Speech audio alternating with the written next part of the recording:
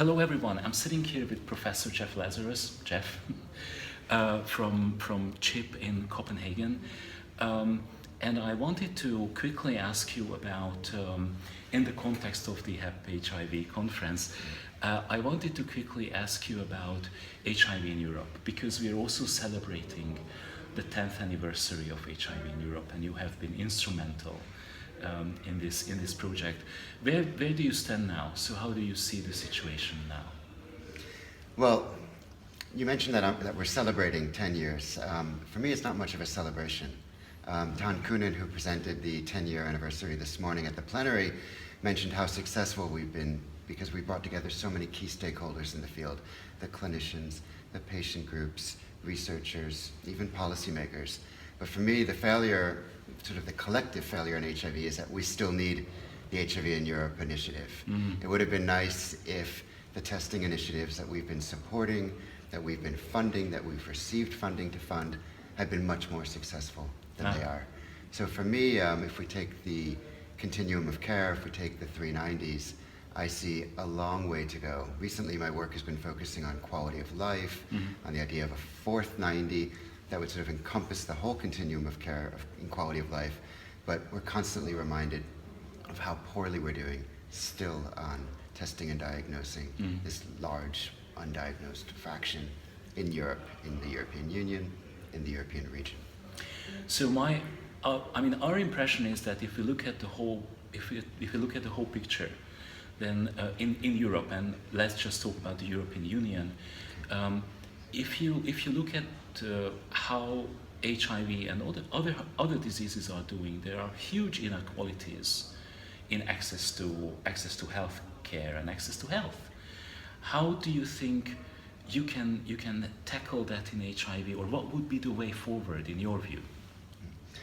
Well, we heard yesterday from the ECDC that 1 in 7, so around 14% of the estimated population in Europe or in the EU living with HIV are undiagnosed. I think those numbers are off. I don't know any country that really has succeeded in having 86% diagnosed. So I think we need to get the numbers right, and we need to. Well, we don't need to wait to get the numbers right. We're taking action, and we need to take action. But we need to know who are the undiagnosed, and we have an idea, and it means we need outreach programs, community outreach programs. We need the kind of work the EATG does, but was also doing early on and was a pioneer in reaching out not just to the MSM population, to the people who inject drug population, still to the migrant population.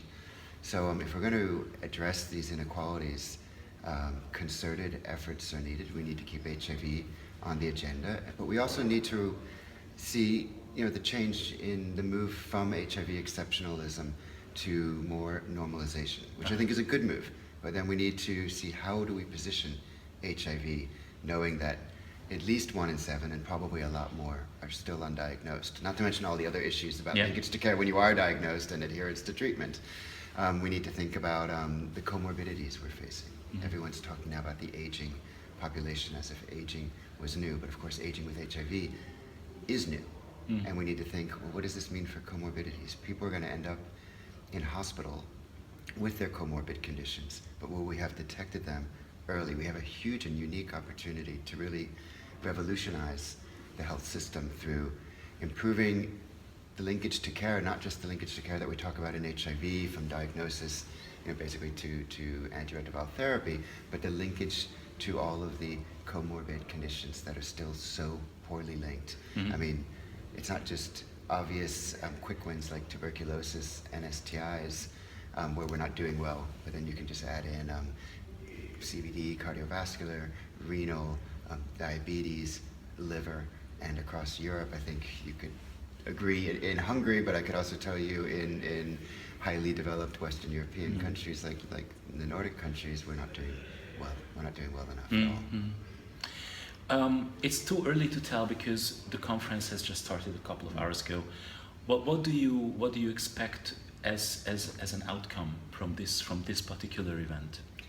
Well, one of the outcomes I expect, I only realized yesterday was going to be extremely important, and that is to fill in the gaps that the ministerial Malta technical meeting that was just held, where representatives from the EU member states, from their governments, met with very little civil society involvement, although some civil society experts were invited in, and where they, are releasing a technical definition, a declaration that in many ways, although we haven't seen the final version, it will be very useful, but it will also be deficient.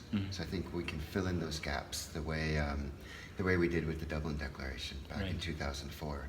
So we're going to see areas that need addressing, like PrEP, like better linkage to care, both within the continuum of HIV care, but also to comorbid conditions that are not going to be very well addressed. And I hope this meeting will continue to draw attention to those. And at the same time, we present new research, we have discussions, we have some policymakers here. I met a Minister of Health from Luxembourg last night who's staying on.